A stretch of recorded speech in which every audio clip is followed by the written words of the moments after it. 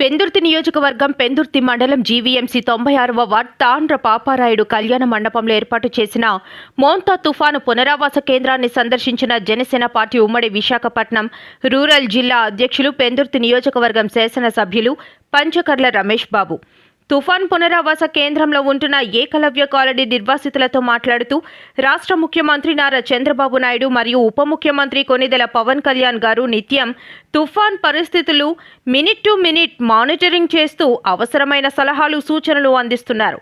తుఫాన్ పునరావాస కేంద్రాలకు విచ్చేసిన ప్రజలకు ఉదయం టిఫిన్, మధ్యాహ్నం, రాత్రి భోజనం వసతి ఏర్పాటు చేయాలని అధికారులకు ఆదేశించారు. ఎవరైతే ఇల్లు కోల్పోయిన వారు ఉంటే వాళ్ళు కూడా తుఫాను తగ్గిన అనంతరం ఇంటింటికి వెళ్లి నష్టాన్ని అంచనా వేసి ప్రభుత్వానికి నివేదిక అందించాలని ఆదేశాలు జారీ చేశారు. ఈ సందర్భంగా ప్రజలందరూ తుఫాన్ తీవ్రత తగ్గేంత వరకు అప్రమత్తంగా ఉండాలని పెందుర్తి ఎమ్మెల్యే పంచకర్ల రమేష్ బాబు ప్రజల కోసం సూచన చేశారు. ఏదైతే రాష్ట్ర ప్రజలను భయభ్రాంతులు చేసి గత 4 రోజుల నుంచి గౌరవ ముఖ్యమంత్రి నారా చంద్రబాబు నాయుడు గారు కానీ, ఉప ముఖ్యమంత్రి పవన్ కళ్యాణ్ గారు కానీ, నారా లోకేష్ గారు కానీ, రాష్ట్ర మంత్రులు కానీ, ఎంపీలు, ఎమ్మెల్యేలు, అధికారులు ఎన్ని జాగ్రత్తలు తీసుకున్నామో, ఎంత రోడ్ల మీద పనిచేశామో మీరందరూ చూశారు. భగవంతుడి దయ వల్ల ఉత్తరాంధ్ర ప్రాంతానికి వర్షం వల్ల వచ్చిన నష్టం తప్ప తుఫాను మజిలీపట్నం, నరసాపురం మధ్యలో తీరం దాడుకోవడంతో కొంతవరకు ఉపశమనం ఈ ప్రాంతానికి దక్కింది. కానీ హెవీ వర్షాల వల్ల ఏవైతే రోడ్లు కోసేసాయో, కాలువలు గట్లు దిగాయో, ఏదైతే పంట పొలాలు దెబ్బతిన్నాయో ఇవన్నీ కూడా స్పెషల్ ఆఫీసర్స్, జిల్లాకు ఒక ఐఏఎస్ ఆఫీసర్ వచ్చారు. వాళ్ళందరూ కూడా నష్టం ఎంత జరిగిందో అంచనాలు వేయించమన్నారు. అన్ని డిపార్ట్మెంట్ అధికారులు కూడా ఆ పనిలో ఉన్నారు.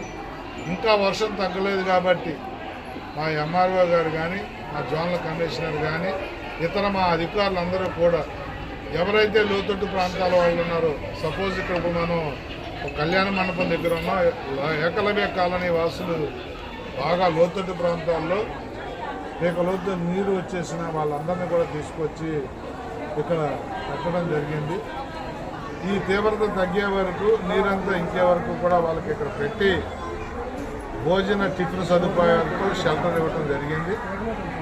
తప్పకుండా ఈ వర్షం తగ్గిన తర్వాత ఆ ప్రాంతం, అది ఆక్రమణ గురి కాబట్టి ప్రాంతం, ఈ వర్షం తగ్గిన తర్వాత మా అధికారులతో వెళ్ళి ఏమి చర్యలు తీసుకోవాలి, ఎలా వాళ్ళకు ఉపశమనం కలిగించాలి.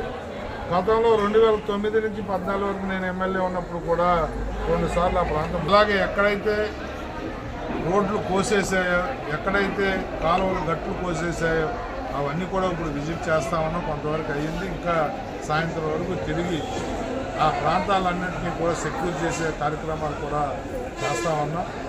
ఎంపీ గారు, అనకాపల్లి ఎంపీ గారు ఊళ్ళో ఉన్నారు. కలెక్టర్ గారితో వాళ్ళతో కూడా ఉదయం మాట్లాడారు. రేపు కానీ ఎల్లుండి కానీ అధికారులు ఫ్రీ అయిన తర్వాత ఒక రివ్యూ మీటింగ్ పెట్టి నష్ట నివారణ కార్యక్రమాలు కూడా చేపట్టడం జరుగుతుంది. ఎవరినైతే మేము సేఫ్ జోన్లోకి తీసుకొచ్చి పెట్టామో వాళ్ళందరికీ కూడా భోజన, టిఫిను, చిన్నపిల్లలు ఉంటే పాలు, బ్రెడ్, బిస్కెట్లు, అలాగే వాళ్ళకి ఏదైనా ఇబ్బందులు రాకుండా డాక్టర్ని స్టాండ్ బై పెట్టాం. ఏ అవసరం వచ్చినా ఈ ప్రభుత్వం గౌరవ ముఖ్యమంత్రి గారి ఆదేశాల మేరకు తక్షణమే మేము ఆదుకుంటాం అనే విషయంలో ఏమాత్రం అనుమానం అక్కర్లేదు.